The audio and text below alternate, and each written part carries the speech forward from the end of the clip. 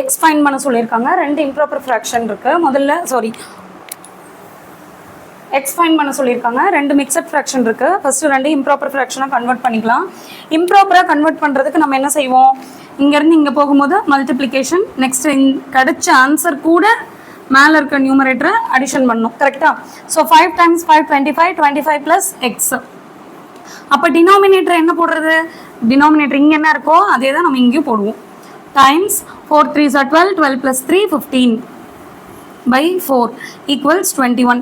இப்போது நம்ம இந்த எக்ஸ் இருக்கிறத மட்டும் லெஃப்ட் சைடில் வச்சுக்கிட்டு இன்னொரு ஃப்ராக்ஷன் இருக்குல்ல, இதை வந்து ரைட் சைட் கொண்டு போயிடலாம். நீங்கள் இங்கேயே வந்து மல்டிப்ளிகேஷன் பண்ணியும் ஆன்சர் கண்டுபிடிக்க முடியும். நம்பர்ஸை வந்து உடனே டக்குன்னு முடிக்கும் போது நமக்கு ஆன்சர் இன்னும் ஈஸியாக கிடைக்கிறதுக்கு சான்ஸ் உண்டு. அதனால் நம்ம இங்கே இப்படி பண்ணுறோம். ஸோ 3 டைம்ஸ் டேபிள்ஸில் கேன்சல் பண்ணால் இது 7 ஆகிடும்.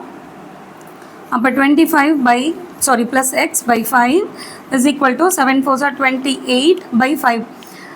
ரெண்டு சைடும் டினாமினேட்டரில் சேம் சைனில் சேம் நம்பர் இருந்தால் நம்ம இப்படியே கேன்சல் பண்ண முடியும். இல்லை எனக்கு அது புரியல அப்படின்னா இங்கே டிவிஷனில் இருக்க 5 ஆப்போசிட் சைட் போனால் என்ன ஆகும், மல்டிப்ளிகேஷனாக மாறுமா? அப்போ இந்த 5ம் இந்த 5ம் கேன்சல் ஆகும்ல, அதை தான் நம்ம இங்கே டைரெக்டாக கேன்சல் பண்ணுறோம். புரியல அப்படின்னா ஆப்போசிட் சைட் கொண்டு போய் கேன்சல் பண்ணுங்கள், இல்லைன்னா இப்படியே கேன்சல் பண்ணிக்கோங்க.